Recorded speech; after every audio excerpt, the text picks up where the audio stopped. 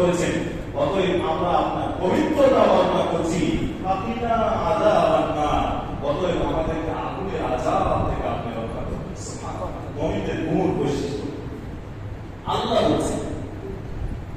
আল্লাহ আবার বলছেন, ওয়াকুর রাব্বাক ফি নাফসিকা তাদাররুআন ওয়া খীফা ওয়া দুনাল জাহরি মিনাল কওলি বিল গুদুবি ওয়াল আসাল ওয়া লা তাকুন মিনাল গাফিলিন।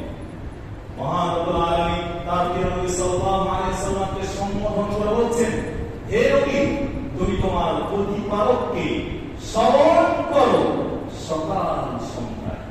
ফি নাফসিকা তাদাররুআন ওয়া খীফা, আর উচ্চস্বরে, উচ্চস্বরে বলতে, উচ্চস্বরে, উচ্চস্বরে নাই। ওয়া লা তাকুন মিনাল গাফিলিন, আর তুমি কাফেরদের অন্তর্ভুক্ত হবে না, যারা উদাসীন, যারা তার রবকে স্মরণ করে না, এই সমস্ত ব্যক্তিদের তুমি অন্তর্ভুক্ত হবে না। তাহলে এই আয়াত আল্লাহ রাব্বুল আলামিন